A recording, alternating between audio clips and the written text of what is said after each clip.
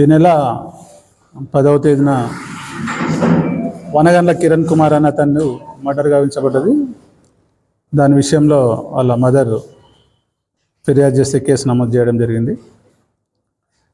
ఇందులో డిసీజుడికి మరియు ఫతేపురం విజయ్ అంటానికి ఇద్దరి మధ్యలో గొడవలు ఉన్నాయి.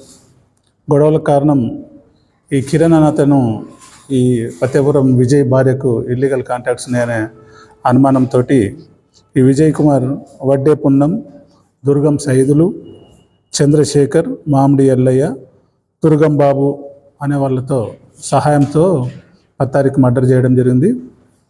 ఈరోజు వీళ్ళందరినీ అరెస్ట్ చేసినాం. వాళ్ళ నుంచి ఒక షిఫ్ట్ డిజైర్ను, 4 కత్తులు, 4 మోటార్ సైకిళ్ళు, 8 సెల్ ఫోన్లు సీజ్ చేయడం జరిగింది.